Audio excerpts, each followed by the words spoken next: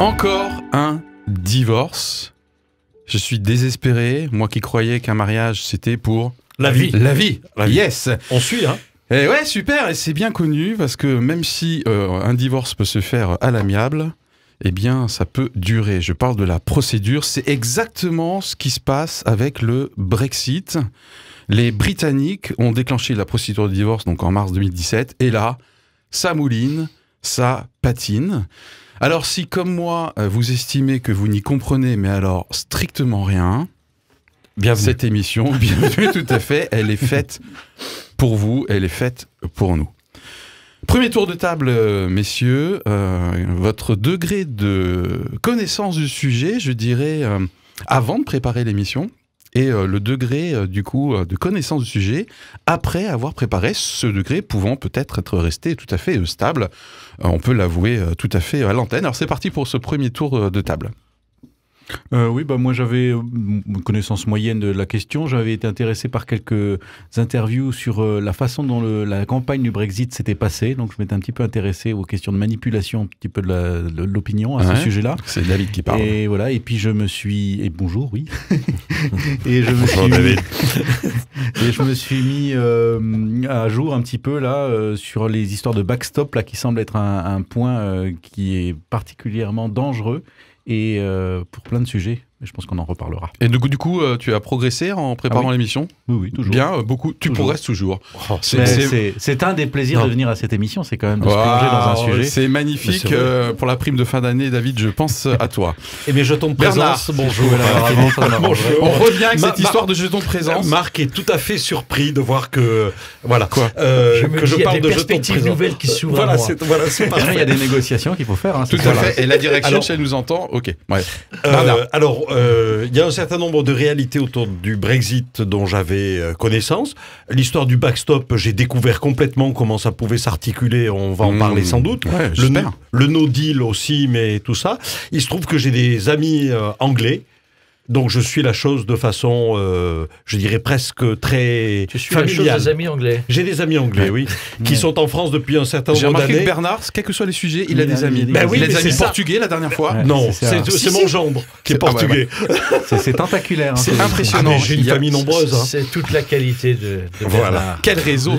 Et puis alors, puisque vous parlez, puisque vous me taquinez, j'aimerais juste, tu viens de parler de divorce, vous citez, parce que j'avais dit que je la caserais, une phrase de Bernard Pivot concernant le Brexit. Ah bah t'hésites pas, tu l'as fait tout de suite. Hein. La Grande-Bretagne est semblable à une épouse qui a annoncé à son mari qu'elle va le quitter. Ouais. Qu'elle le quitte. Qu'elle le quittera. Et qui, regrettant sa décision, attend et redoute d'être quittée. Voilà, bravo. Bernard Pivot. Je pourrais vous la redonner tout à l'heure. Ok, énorme. Merci beaucoup Bernard. J'avais préparé. Oui, bien sûr. Pour ce premier tour de table, Marc. J'ai suivi bien sûr cette actualité parce que c'est au cœur d'un des enjeux de l'avenir de notre Europe, du sens à donner sur l'expression par référendum d'un peuple qui a dit on va sortir de l'Europe, majoritairement, on ne peut pas le nier, et puis qui se dit aujourd'hui, mais quelles conséquences, qu'est-ce que ça veut dire, est-ce qu'on a bien fait, le flou artistique complet, et au regard de cette préparation, j'ai essayé d'y voir un petit peu plus clair. Je ne suis pas convaincu d'y être totalement arrivé. D'accord. Et alors, me concernant, franchement, moi, j'estimais être vraiment Brexit pour les nuls. Philippe en chef, je devais être à 1 sur 10. Et alors, ma préparation m'a juste fait exploser. Voilà, là, j'ai l'impression d'être le pro du Brexit. 10 sur 10. Voilà, elle va dire 8,5. Donc, non, mais je trouve que c'est une super leçon. Indépendamment de cette émission bien sûr qui est géniale, mais c'est de se dire que si à un moment donné je fais un petit effort en tant qu'auditeur pour m'intéresser à un sujet d'actualité, je lis 2-3 articles, je regarde 2-3 vidéos qui sont sympas, que je trouve sur internet, qui sont bien foutues, et bam, tout de suite mon degré d'éveil explose un peu, et du coup ça m'évite de faire des trucs de comptoir un peu à la con, quoi. Excusez-moi, j'ai dit à la con, il faut pas. Non, on coupera ça au montage. On coupera ça au montage, ok, très bien. Voilà, merci beaucoup pour ce premier tour de table. Donc du coup, un peu comme d'habitude, vous proposez d'éclairer notre audience sur les faits et les contextes, déjà qu'on va poser des choses. On aura une partie vocabulaire. Ouais. J'ai senti que vous étiez chaud là sur les backstop, Brexiters, etc. Et bien sûr, on va essayer de voir quelles sont les conséquences concrètes. Alors, pour nos amis anglais, déjà, oui, ça reste mes amis. Et puis peut-être pour nous, ici, et peut-être un point de vue un peu plus global, peut-être un peu chrétien, sur waouh, mais c'est quoi cette marche du monde? Qu'est-ce que ça signifie pour plus tard? Donc, dans un instant, on développe tous ces sujets. Éclairage, éclairage, éclairage. Sur une tendance de société, sur une actualité, un débat pluriel et surtout, de bonne foi.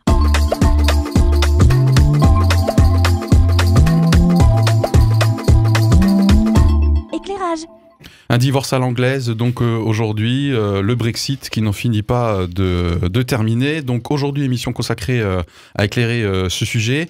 Messieurs, on commence avec quelques faits pour poser le contexte.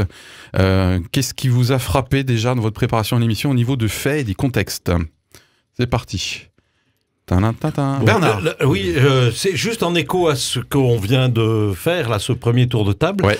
où Marc a évoqué la question du référendum. Est-ce Oui. que ça voulait dire qu'un référendum populaire face à une décision comme celle-ci? Et en faisant résonner ce que David avait annoncé, qu'à l'époque du référendum, il avait étudié la façon dont la population avait été manipulée pour arriver à un tel... On parle concrètement de juin 2016, Voilà. un référendum qui a abouti à la victoire du « Yes, on veut sortir », 51,9%. Voilà. Hein.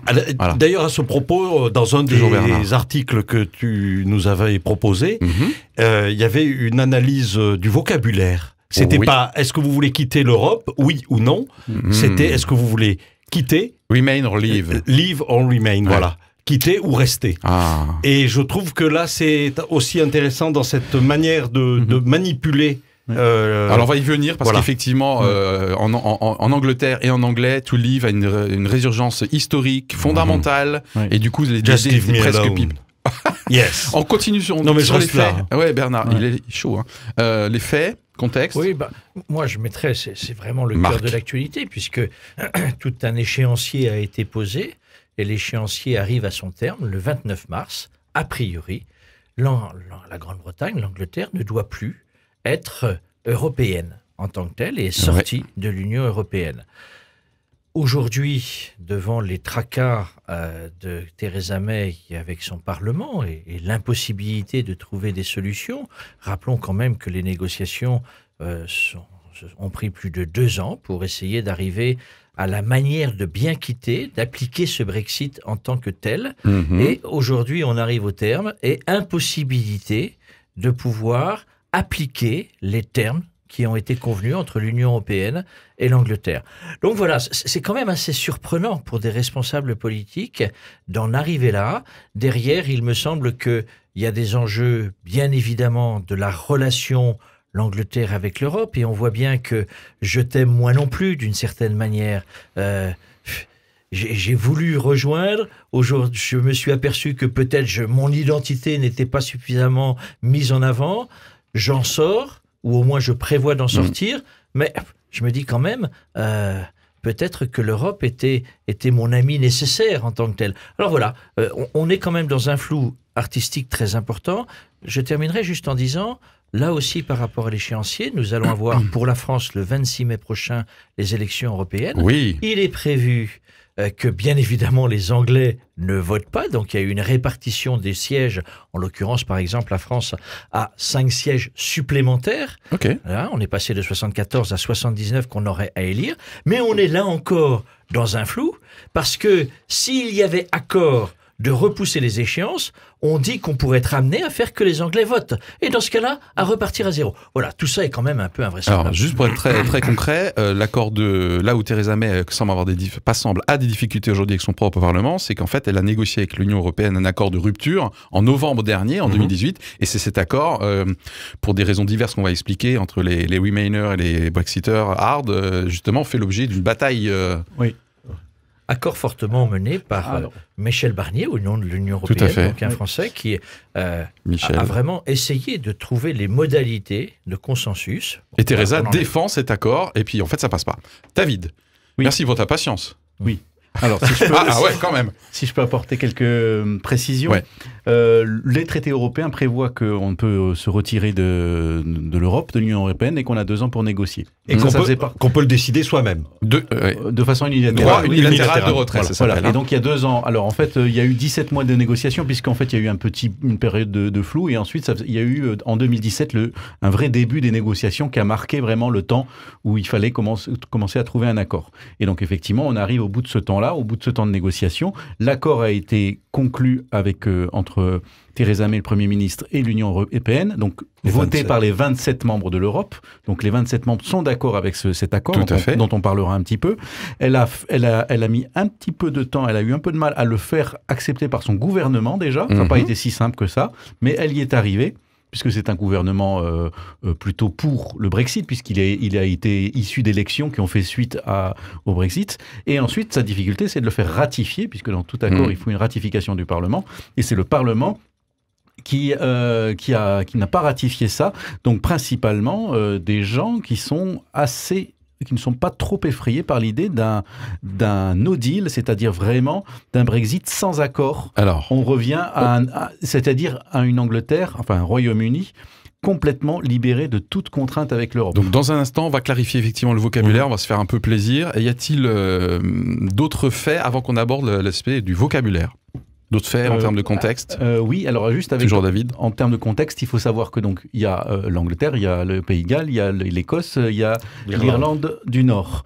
Et que c'est l'Irlande du Nord qui pose un véritable problème dans l'état actuel de l'accord, puisque elle n'est pas sur l'île et elle a une frontière physique commune avec l'Irlande qui, elle, est pleinement impliquée, intégrée dans l'Union européenne.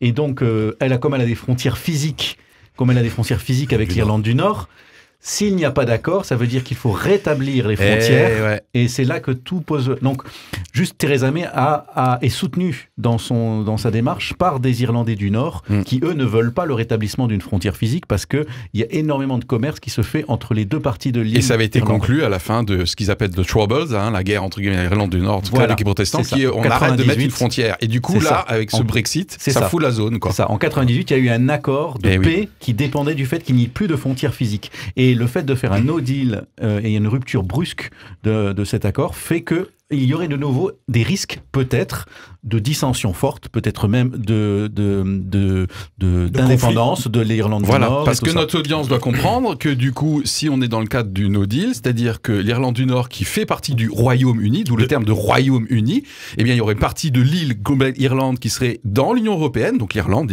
et l'Irlande du Nord, où il y aurait du coup logiquement une frontière avec des douaniers, des camions qui sont fouillés, etc., quoi.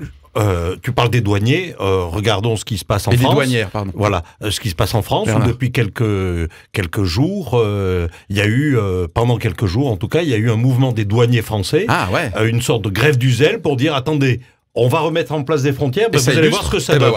Merci, En Angleterre aussi, ils ont fait des simulations, ils ont fait des simulations pour voir ce qui se passerait si à l'aéroport, il faut rétablir les frontières. Et quand on voit les bouchons que ça fait... Ils ont fait ça sur un terrain désaffecté, je trouvais ça super.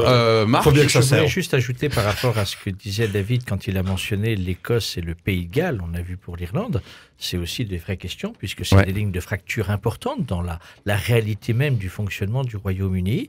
L'Écosse, qui est majoritairement au niveau de ses parlementaires nationalistes, et qui ont voté contre le Brexit. Et qui a voté, bien évidemment, à ce nom-là, contre, et qui tient à un attachement très fort à l'Europe. Le Pays de Galles, c'est un peu moindre. Voilà, là aussi, derrière ces questions-là, c'est toute la question de l'unité nationale, comme on peut l'appeler, qui est posée. Avec un no deal, c'est foutu. Ok, on parle justement de vocabulaire, alors on y va. Parce que moi j'ai beaucoup entendu no deal, et puis en préparant l'émission, c'est bon, on sait ce que c'est maintenant. Alors on y va, no deal, pour éclairer notre audience, ça veut dire quoi concrètement? Pas d'accord. No deal. Aucun accord. Aucun accord, pardon. C'est-à-dire que du jour au lendemain, les frontières sont rétablies. Il n'y a aucun accord sur... Parce que là, ça explique en gros ce qu'il y a dans cet accord actuel qui est proposé. C'est-à-dire qu'un droit de rester des citoyens anglais qui se sont établis en France avec des droits particuliers, des droits européens particuliers. Donc tout ça serait remis en cause avec peut-être des droits de séjour qui seraient remis en cause. Sur le plan douanier, donc on voit que un rétablissement des fractures qui s'est... des factures, lapsus et révélateur, Et finalement, au niveau facture, il y a tout l'accord financier qui ne serait pas fait. Donc là, ça laisserait quand même quelque chose de très dur sur une ardoise qui ne serait pas réglée. Et d'autres aspects, comme par exemple les droits de pêche, c'est-à-dire que s'il n'y a pas dans cet accord, il y a des mentions, comment on fait les quotas de pêche, tout ça, ça va être régulé en Europe. Donc si on prenait une image d'un couple qui se sépare, l'équivalent d'un no deal, ça serait quoi? C'est une rupture sans aucun petits arrangements pour faciliter les choses après, en gros. C'est-à-dire c'est rupture totale... Oui, Ah donc, oui. pour On est moi, je d'accord m'interroge, mais Dos à peut-être... dos. Dos à dos, j'aime bien c'est- l'expression. On jette, Ouais. on jette Vous toutes les pourrez affaires dans la m'aider. rue. On hein. jette toutes les affaires dans... Waouh, ça y va, hein. Marc. Aucun accord, mais le aucun accord amène à revenir à quelle situation? Ouais. Ça, j'ai du mal à comprendre. A priori, à revenir à la situation d'avant Ouais. l'adhésion du Royaume-Uni Mhm. à l'Union européenne, à la communauté européenne comme elle s'appelait à l'époque, oui, mais le monde a tellement changé que quelles conséquences ça a? Qu'est-ce que ça veut dire? Oui. Et puis la deuxième observation, c'est bien évidemment, en 30 ans, des habitudes ont été prises. Des Ouais. habitudes de vie, de fonctionnement, sur tous les plans. Le plus simple de la vie quotidienne, la manière de se déplacer. Enfin, le nombre d'Anglais, et je crois que beaucoup sont inquiétés, qui, par exemple, sont présents en France, ont des biens en France, etc. La question de la manière dont ça va fonctionner reste excessivement floue en tant que telle. Donc c'est vrai que s'il n'y a pas d'accord, moi j'y crois pas réellement, parce que personne n'a véritablement intérêt à cela, si ce n'est peut-être des jeux de politique intérieure, mais qui ne feront pas long feu en tant que tel, mais on peut se faire peur, même avec accord. Il va falloir apprendre à fonctionner différemment.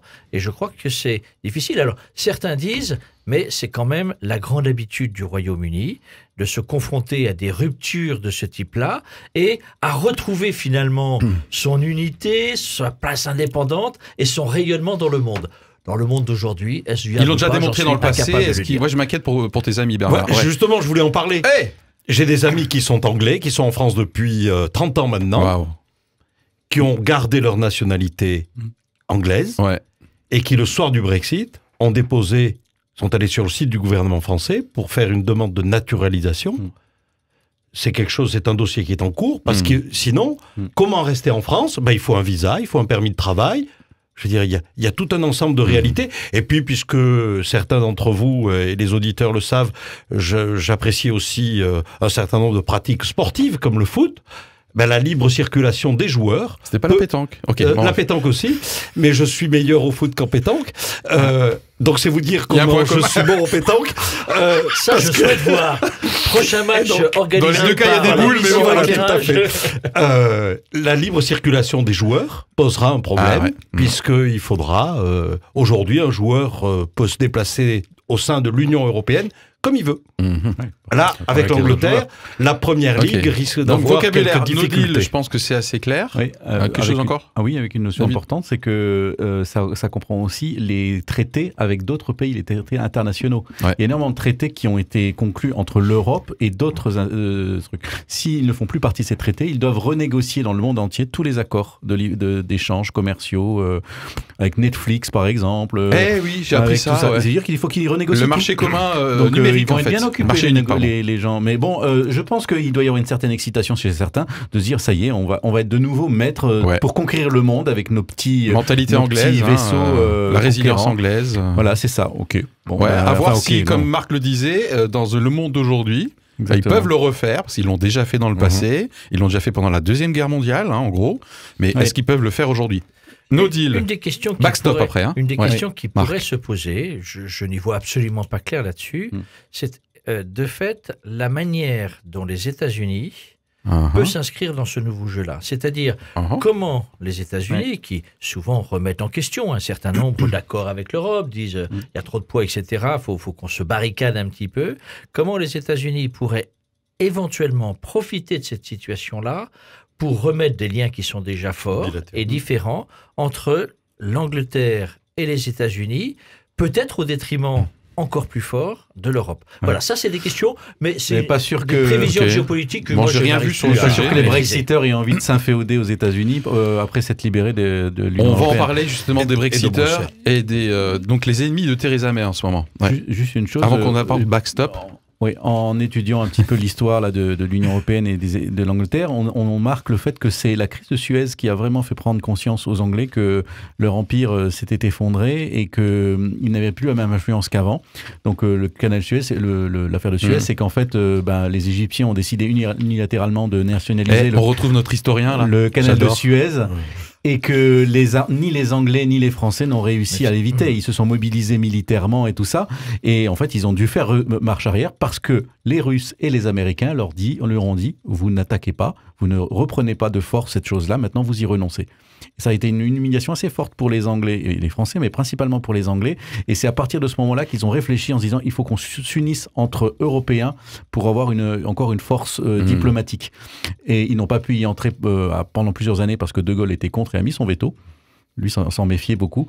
Et une fois qu'il est parti, finalement, les temps ont changé et les Anglais sont entrés dans l'Union européenne. Mais ils y sont entrés parce qu'ils se sont rendus compte qu'ils n'avaient plus le pouvoir d'antan. Donc ça serait terrible qu'ils reviennent en arrière sur une idée d'âge d'or dont ils ont déjà fait le deuil normalement. Ouais.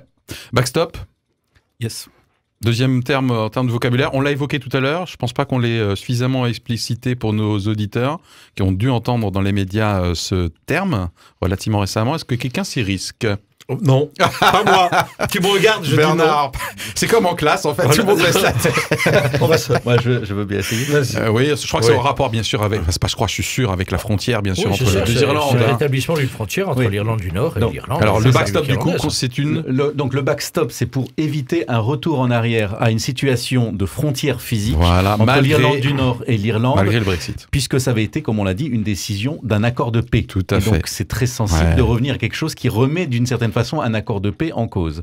Et donc Theresa May a inclus ça, puisque les Irlandais du Nord, donc faisant partie du Royaume-Uni, ont dit non, il faut vraiment pas qu'on remette ça en cause. Donc on leur a promis qu'on ne remettrait jamais une frontière physique. Un effet cliquet en quelque sorte. Du coup, ça veut dire que ça nécessite une union douanière quand même, une certaine idée d'union douanière, des facilités, puisque s'il n'y a plus de contrôle, ça veut dire que ça peut circuler très facilement les choses.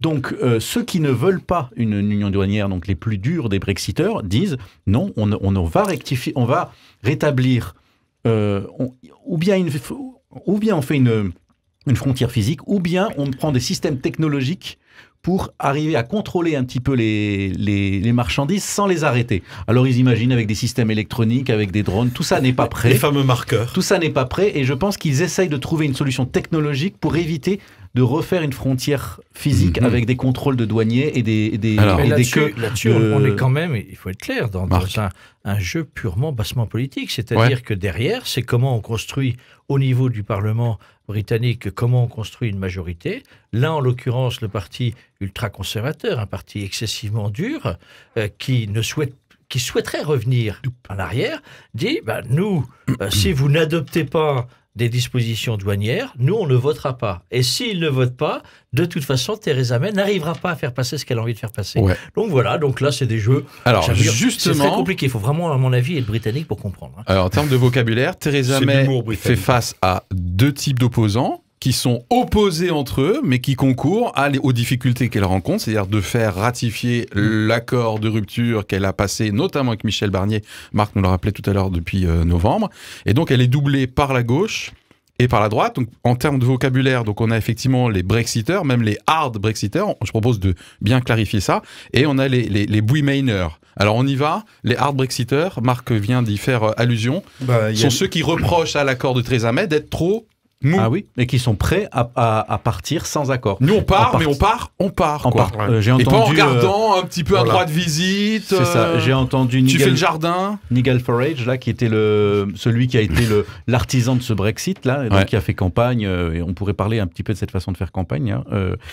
Et donc je l'ai entendu. Il a dit non, si on trouve pas d'accord, tant pis, on s'en va. Un autre représentant. Pour l'Irlande du Nord, c'est quand même quelque chose de dramatique parce que cette position des ultra-conservateurs, c'est de revenir aux tensions du passé. Oui. C'est de remettre l'allumette sur un brûlot qui risque de nouveau d'exploser face à des communautés qui, aujourd'hui encore, ne se sont pas totalement pacifiées. Moi, je trouve que c'est d'une irresponsabilité incroyable. Mais bon. Un des représentants des hard Brexiteurs, c'est l'ancien maire de Londres, Monsieur Johnson. Par exemple, tu as cité Nigel Farage. C'est un Brexiteur. Ouais. Ah oui, un Brexiteur forcené. Et donc ça, c'est une opposition à l'accord de Theresa May qui considère que c'est trop mou et on garde encore trop de liens avec l'Union européenne. Et puis d'un autre côté, elle a les Remainers, donc des personnes qui, au niveau du Parlement, trouvent que du coup, faudrait qu'on fasse un divorce beaucoup plus cool et qu'on garde un maximum de liens encore avec l'Union européenne. Sachant que l'accord... Je garde le double des clés de la voiture. Sachant que... Super image. Non, mais c'est exactement ça. C'est génial. Sachant que l'accord qui a été proposé au truc, là, qui devait être ratifié par le Parlement anglais qui ne l'a pas été, était un accord qui était prévu pour 2 ans seulement. Ouais. Donc il était prévu qu'il la suite des négociations qui continuent, mais dans l'idée quand même encore d'une intrication assez forte entre le Royaume-Uni et les trucs. Mais il s'agit encore de négocier plein de choses, parce que c'est gigantesque, les lois européennes qui ont été faites. Là où on en est aujourd'hui, c'est ce qui est compliqué, mais je crois qu'on a essayé de l'expliquer jusqu'à maintenant, c'est de dire aussi que la décision, au stade où on en est, n'appartient pas uniquement à la Grande-Bretagne et à Theresa May. C'est-à-dire que aujourd'hui, suivant les dispositions que le Parlement anglais pourrait prendre, il faudra qu'il y ait ratification unanime des 27 pays de l'Union européenne pour dire on est OK, on accepterait soit un report, soit les conditions de pouvoir continuer à discuter, etc. Ouais. Or là, c'est loin d'être gagné. Et dans un laps de temps, mais excessivement court. C'est difficile. Oui. Et là, ils ont demandé donc un report jusqu'en juin de la décision, donc qui Au appartient lieu du 29 mars, du coup qui appartient aux Européens. C'est à eux de décider s'ils acceptent ce report. Les Allemands ont l'air plutôt ouverts à l'idée. Enfin, Angela Merkel a dit qu'elle était pas contre l'idée. J'ai l'impression qu'en France, on n'est pas du tout pour. Je crois que qu'on n'a pas très envie. Dit maintenant, il faut trancher. Voilà, c'est ça. Mais ça a été déjà dès le départ à peu près. On a dit il faut qu'ils partent vite s'ils décident de partir pour éviter qu'il y ait une distorsion finalement de situation. Tu prenais l'image du divorce dès le début, un divorce qui traîne. Ça n'est jamais bon. Ça n'est jamais bon. Ouais. Bon, les milieux d'affaires, là, clairement, sont en train de dire les gars, vous arrêtez vos conneries, vos jeux politiciens, parce que là, on se casse ou on reste, mais c'est compliqué.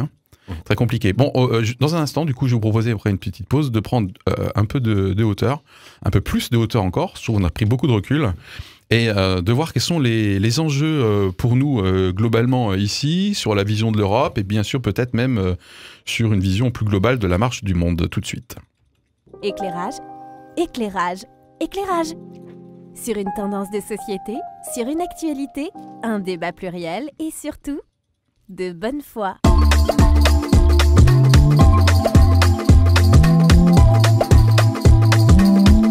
Éclairage.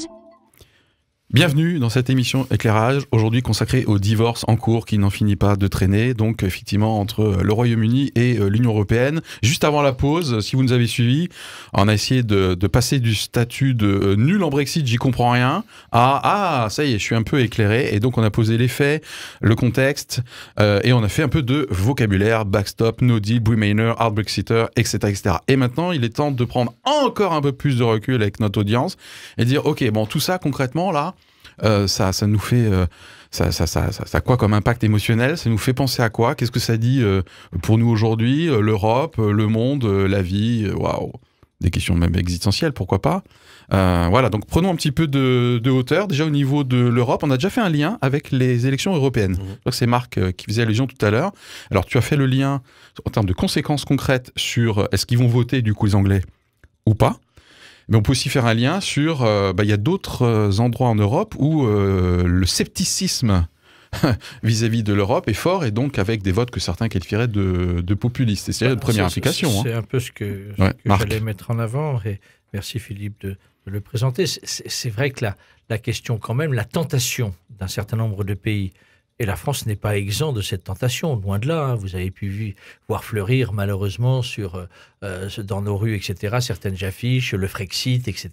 Ah oui. Des tendances de certains partis extrémistes en tant que tels qui demandent qu'à une chose, c'est que la France ait son propre modèle de sortie de l'Europe, et que d'autres pays en Europe aient cette tentation-là, c'est de dire finalement, il faut qu'on revienne absolument à la suprématie de notre indépendance nationale, et l'Europe, ça suffit. Je considère que c'est absolument dramatique, parce que le socle de l'Europe, c'est d'essayer, je sais qu'on a mis beaucoup de difficultés pour cela, de construire une unité fraternelle qui permette d'avancer ensemble. Je me dis, tu parlais de conséquences, Philippe, la première conséquence la plus visible, c'est si on rétablit des frontières, qu'est-ce que ça devient? Souvenons-nous de ce que c'était il y a 40 ans, quand nous devions franchir les frontières. ici, chez nous. Bah ouais, avec entre la l'Allemagne, France et quoi, hein. l'Allemagne. Ouais, c'est dingue. Maintenant, je pense qu'on pourrait plus s'en passer, non? Bah, ça serait compliqué. Enfin, moi, surtout. j'étais sceptique, voilà, mais maintenant, aujourd'hui, je dis waouh, c'est tellement facile de passer de l'autre côté. Il faudra d'avoir faire une la demande de même monnaie. visa. Hein. Avec la même monnaie. Et alors, l'Angleterre, le Royaume-Uni, pardon, Bernard. a conservé sa monnaie. C'est bien que tu te sois corrigé. Oui, Ok, oui, super, tout à fait. C'est très très bien. A conservé sa monnaie, donc ça changerait pas grand-chose Ouais. à ce niveau-là. Bah, c'est ce que pour disait la- Marc la tout à fait monnaie. au début, c'est qu'il y a un côté de toute façon depuis le début entre l'Europe et le Royaume-Uni, Ouais. un peu je t'aime moi non plus, hein, bon clairement, donc voilà, il n'y a pas de fumée sans feu quand même. Hein. Alors là je vois que David prend un air un peu réfléchi, qu'il a mis le doigt devant la bouche, mais en fait c'est pour mieux l'ouvrir apparemment. Oui. Moi, en tout cas, c'était l'idée pour répondre à la question de prendre la hauteur. Il y avait deux Oui. choses. Déjà, ce qui amène à ce genre de décision. De quelle façon et quels sont les intérêts qui ont poussé à ça. Ouais. Et après, quel est le mouvement général du monde face aux possibilités, aux risques de l'effondrement, en fait. Quelles sont les réactions? Parce que tout ça, je pense que c'est... Enfin, s'il y a quelque chose là-dedans, je vous en parlerai. Mais déjà, je voudrais parler de la première chose, c'est la façon dont le Brexit s'est passé. Parce qu'il y a deux choses qui sont un petit peu alarmantes sur ça. Le fait qu'on ait... donc, c'est James Cameron qui était vraiment un Premier ministre de droite, enfin, voilà, qui était quand même, on va dire, sceptique, eurosceptique, mais pas forcément pour le Brexit, hein, qui a fait campagne en disant « si je suis élu, nous ferons un référendum ». Et quand il a fait ça, il n'était pas forcément pour le Brexit, mais il l'a fait parce que il y a eu une sorte de négociation et tout ça avec d'autres. Donc il est arrivé au pouvoir, il a fait revenir la droite au pouvoir en promettant un référendum. Mais du coup, comme il y a eu le référendum en Écosse qui a échoué et tout ça, il s'est dit bon, ok, nous ça va marcher aussi. Bon, il y a eu un truc comme ça, c'est dire qu'il s'est lancé sur une promesse qu'il a dû tenir. C'est juste une petite pause, je crois que c'est David Cameron. J'ai dit James Cameron. Oui, et James Cameron, qui existe aussi, Oui. Bah oui. fameux Oui. réalisateur. Bah oui, de c'est ça. notre audience sera corrigée. D'accord. Super, C'est j'adore. absolument Tout à ça. fait juste. Je me disais, est-ce qu'on est dans le monde du cinéma ou de la réalité politique? C'est ça. Mais Mais donc, on t'a mais- compris. Mais est-ce un film C'est catastrophe? ça. Et ce donc, Brexit il y a un gars qui a émergé, c'est Nigel Farage, qu'on peut appeler le Terminator de Oh l'Union là, européenne. quel rebond, quel rebond. Et qui, le jour d'après. voilà. Et donc, lui qui a été vraiment un gars assez populiste, enfin, dire qui David. sortait d'un peu de nulle part et qui a vraiment fait campagne avec des moyens, on va dire, très nouveaux, c'est-à-dire avec un investissement sur Facebook très fort, avec des liens très forts, avec des entreprises de sondage qu'on appelle les pollsters, ceux qui font vraiment des sondages, qui sont spécialistes là-dedans, avec des entreprises d'assurance qui possédaient des fichiers clients et qu'il a utilisés pour pouvoir faire contacter énormément de gens sur Internet et faire campagne sur des affirmations qu'on allait faire telle économie et telle économie, que tous les économistes considèrent comme assez légères, qu'en fait, mais il a fait campagne là-dessus d'une façon très désinhibée. Ok. Voilà, déjà Ça, c'est ça, pour et le déjà ça, premier ça a point. bousculé tous les autres qui avaient l'habitude de faire campagne de façon plus traditionnelle et qui se sont fait complètement dépasser. Donc déjà, il y a ça, le fait de savoir comment des moyens populistes et qui ne sont pas soucieux de l'extrême vérité de ce qu'ils disent peuvent se créer des brèches fantastiques Ça peut arriver dans à nouveau. l'opinion sur Internet. Sur ce plan-là, sans que tu oublies ta deuxième observation. Bravo, effectivement, il y avait 2 points. Sur ce plan-là, c'est vraiment certainement une étape essentielle dans la manière de vivre le politique et la question de l'élection, qui a ensuite eu des répercussions sur d'autres votes, entre autres peut-être l'élection de Donald Trump aux États-Unis. Exactement. Et le deuxième point, c'est que au moment des résultats, alors que les bureaux de vote étaient fermés, il a dit un truc très surprenant, Nigel Farage, il a dit oui, alors en fait nous avons perdu le truc, l'Angleterre va rester, enfin le Royaume-Uni va rester, voilà, alors qu'il n'y avait même pas de vote qui avait été sorti, quoi, c'est-à-dire qu'on était... Le résultat. Le On résultat était qui était dans le sorti. dépouillement. Il a fait ça, on s'est demandé pourquoi il a fait ça, quoi. Et après coup, donc finalement, ils sont partis à gagner. Et il y a des journalistes qui ont enquêté là-dessus et qui se sont rendus compte qu'il est très très possible, en tout cas ils ont tout un dossier là-dessus, que c'est du délit d'initié. C'est-à-dire qu'il aurait fait monter du coup la cote du Remain pour que des hedge funds, donc des comment on appelle ça, des fonds spéculatifs. Oui, des fonds spéculatifs votent contre, alors que lui a annoncé que... enfin, ils ont voté à l'encontre de ce que tout le monde avait été convaincu, c'est-à-dire que le Brexit n'était pas voté. Voilà. Et eux, Ok. ils ont voté à la truc et ils ont fait énormément d'argent avec ça. C'est-à-dire qu'il a peut-être fait quand ça. tu dis voter, miser, enfin Miser, parier oui, en fait. pardon, Ouais, miser, je me oui, dis, mais excusez-moi. Depuis Ouais, quand je- les hedge funds votent, mais Voilà, c'est j'étais ça. sûr qu'il y a la lumière C'est-à-dire allait qu'il y a de la venir. spéculation là-dessus qui est très... parce qu'on ne comprend pas pourquoi Ok. il a dit ça à ce moment-là. Ça veut dire qu'il y a des gens qui vont se faire de l'argent de toute manière, quoi qu'il arrive, parce qu'ils savent que manipuler l'opinion, c'est une façon de gagner de l'argent. Peu importe. Et ça m'amènera à l'autre truc, c'est qu'à un moment donné, il y a des gens qui ne réfléchissent plus à la survie de leur pays, de l'Europe, de l'Union, de la paix. Donc ça, Ce c'est un qu'ils peu le veulent, deuxième point que ce tu qu'ils voulais veulent, aborder. c'est remplir leur poche le plus vite possible. Et ça, dans un mouvement d'effondrement, c'est des choses qui nous guettent. Mhm. Ok, toujours dans cette partie consacrée à prendre de la hauteur et du recul, on est en plein dedans là. Merci beaucoup pour vos contributions. D'autres effets sur vous en tant que spectateur de l'actualité et en tant que vision du monde? Moi, ça m'inquiète personnellement, Quel mais bon, silence. voilà. Ouais. Ouais. Non, mais parce que Oui, je pense non. que c'est une question assez Je solennelle. Je crois qu'on a dit pas mal de choses, effectivement. On synthétise un peu le risque d'une émergence ou d'un prolongement d'autres positions dites populistes qui iraient, il faut mettre à mal l'Europe, il faut sortir de l'Europe, ce modèle-là n'est plus possible, Mhm. alors que je crois que nous sommes avant tout invités à dire nous devons poursuivre, vaille que vaille, la construction d'une Europe plus solide sur le quotidien des Européens en tant que tels, parce que peut-être on a trop oublié ces derniers temps. La deuxième chose, c'est ce que David disait, c'est qu'on a eu une élection qui, pour le moins, pose des questions dans le mode de fonctionnement, et ça s'est prolongé sur plein d'autres élections à travers le monde ces derniers mois. Donc ça interroge. Derrière, c'est aussi l'émergence de l'utilisation des outils type réseaux sociaux, etc., dans la capacité de pouvoir se prononcer. Et derrière, c'est donc la réflexion sur comment vit notre démocratie. C'est quand même quelque chose d'important. Là, le troisième élément de hauteur, alors, c'est difficile parce que justement, on n'arrive pas à y voir clair sur le calendrier. Mais qu'est-ce qu'il en sera au lendemain du 26 mai? Et rappelons, les pays européens vont voter entre le Élection européenne. 23 et le 26 mai. Le 27 mai, il y aura un nouveau Parlement. Qu'est-ce qu'il en sera? Quelle vision nous allons avoir? Et qu'est-ce que nous serons en capacité de pouvoir construire demain pour avoir un socle européen qui se positionne au sein de l'espace mondial aujourd'hui? Voilà, c'est des grandes questions. Ok. En tant que chrétien, est-ce qu'on peut avoir est-ce que ces éléments vont dans le sens d'une certaine vision de la marche du monde? Aucun rapport. Je suis le seul à me poser ce genre de questions. Mais si tu te poses la question, c'est que t'as une conviction, je dirais, derrière. Conviction, peut-être le mot serait un petit peu fort, mais je suis de plus en plus sceptique, moi, sur la capacité de l'être humain par lui-même à trouver des solutions, on va dire, fondamentales. Donc, moi, je reconnais que c'est ce genre d'événements qui me rassurent pas, qui me font un petit peu mal. Mais en même temps, ça me conforte dans ma croyance et une certaine vision aussi du message biblique, comme quoi le monde dans lequel il est aujourd'hui va arriver aussi à un terme, peut-être pour un renouveau, et je doute fortement de la capacité de l'être humain d'arriver à trouver des solutions collectives par lui-même. Donc en fait, moi, c'est ça que ça...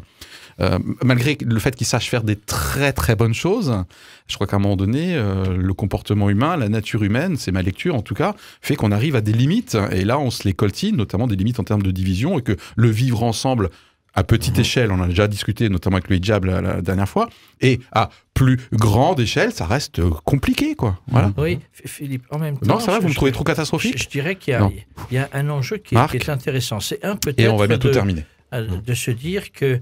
de penser que tout se fera d'en haut, à une échelle qui est très éloignée de notre quotidien, ne peut plus marcher demain. Et que la construction d'un monde nouveau, qui émerge déjà aujourd'hui, c'est de revenir à la proximité. Et je trouve que ce qui est intéressant, c'est de se dire qu'est-ce que l'on peut construire dans les réseaux de proximité, là où on habite, avec nos voisins, dans une dynamique de conversion de nous-mêmes. Quel est le sens que l'on donne à nos vies? Comment on pratique notre quotidien, etc. Que c'est cette émergence-là qui sera l'avenir du monde, mais qu'un socle européen pour nous, que ce socle-là est une garantie d'attention, j'allais dire de fraternité, de capacité de se dire, celui qui est différent, celui qui peut-être a d'autres perspectives, je suis amené à pouvoir dialoguer et construire avec lui et non pas lui tirer dessus. Comme disait Coluche, pour critiquer quelqu'un, il faut le connaître, et pour le connaître, il faut l'aimer. Je crois que c'était Coluche. Hein. Juste Bernard. ce que vient de dire Marc, la façon de se saisir nous-mêmes à Ouais. notre niveau, Ouais. je vais faire un parallèle très bref avec cette fameuse marche du siècle, la façon dont, vis-à-vis des questions de sauvegarde de la création Oui. et d'environnement, Ouais. il y a une prise de conscience au niveau des populations Ouais. que tout ne viendra pas d'en haut, Ok, pour reprendre cette image. très bien. Et pour terminer, Moi, c'est sur la David question de la coopération et sur la nature profonde de l'homme.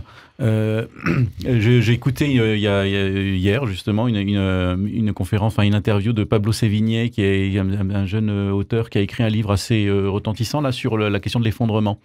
Voilà, et bon, ça remue hein, de savoir comment... L'effondrement. c'est l'effondrement de la civilisation. D'accord, C'est-à-dire ok. quelles Wow. sont les conditions, on essaie de faire de modéliser en faisant est-ce qu'on fait ça, est-ce qu'on fait ça, est-ce que ça va s'effondrer et tout ça. Bon, c'est pas super rassurant, mais Ouais. par contre, il a creusé d'autres idées sur la coopération et sur les réflexes que les gens ont de coopérer. Oui, il reste vraiment pas beaucoup de Oui, tout temps. à fait. Euh, C'est bien ça. Il disait, S'autogère. on a fait des expériences sur les animaux et sur les êtres humains et tout ça, pour comprendre est-ce que les gens en situation de crise vont avoir tendance à coopérer ou vont avoir tendance à faire cavalier seul. Walking Dead. Exactement, oui, mais ça fait...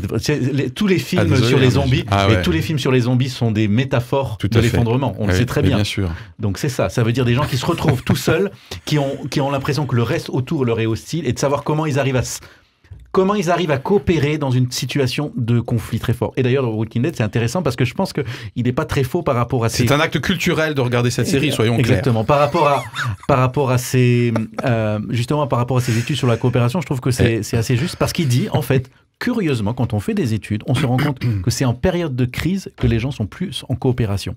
C'est-à-dire que immédiatement, on a un réflexe de coopération. Ouais. C'est-à-dire qu'il y a une nature sociale Des chez nous instincts. qui agit pour coopérer. Mais par contre, quand on commence à réfléchir et quand on a le temps, après, il y a d'autres choses qui viennent, c'est-à-dire qu'on commence à calculer, on va en garder pour soi, et il y en a un qui va en garder un peu plus pour soi, donc l'autre n'est plus d'accord pour coopérer s'il y en a Et un c'est qui parti. profite et tout ça. Et c'est parti. Et il a donné par exemple l'exemple de Katrina, là, l'exemple en Floride quand il y a eu l'ouragan. Mhm. Il dit immédiatement dans les premières heures, il y a eu une coopération, une solidarité gigantesque. Tout le monde s'entraide et tout ça. Et c'est après seulement qu'il y a Mhm. truc. Et donc il faut arriver à garder cette truc. Et il dit si maintenant il y a des Cassandres qui font des prophéties en disant tout va s'effondrer, ce réflexe de coopération initiale peut disparaître. Parce qu'il y aura des prophéties autoréalisatrices. C'est-à-dire, si on dit tout le temps, si l'Angleterre s'en va, ça va s'effondrer. Si ça va s'effondrer, alors ça va s'effondrer. Si maintenant on dit, il y a une crise, on réagit, ça va peut-être pas s'effondrer. Ok. Juste un petit... Il va falloir Bernard. qu'on pense aux Anglais parce que comme ils vont sortir, ils pourront plus regarder Walking Dead sur Netflix. Pardon. Ah ben ouais. C'était- Ah, voilà. mais c'est des conséquences très Mais c'est concrètes. pour, mais... Catastrophe culturelle. Tout à fait, comme on l'a défini. Et on termine, Marc. Il est évident que de toute façon, quels que soient les choix qui vont être pris, la vie va continuer. Il va falloir construire avec. Je pense que le maître mot, et David l'évoquait beaucoup, c'est la question de l'attention qu'on porte à l'autre, donc de la capacité de solidarité. Un des réflexes des Anglais, ça a été de dire il y en a assez de cette solidarité, elle nous coûte trop cher.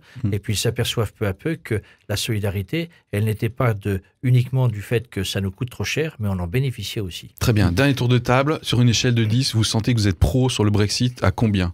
Allez, David. Comme ça, à la main, non. Parce que je trouve qu'on a super progressé. 7. Allez, 8. 8. Oh, moi je suis plus modeste, 5 ou 6. Moi, j'ai- non, Marc. on se donne des- Ah, mais Ouais, Marc, depuis le c'est- début de Non, l'émission, tu sais, on devrait sentait faire comme à un l'école peu- des fans, avoir des voilà. pancartes avec 10. Bon, moi j'étais à 7,5, là je suis Non, à t'avais dit 8,5. 8,5, pardon, bah, je suis à 9,5. Voilà, Voilà, excellent. le demi-point qui manque, je sais pas ce que c'est. On dit au revoir à notre audience et à bientôt Et pour à une bientôt. prochaine émission. Au revoir. Allez, au revoir.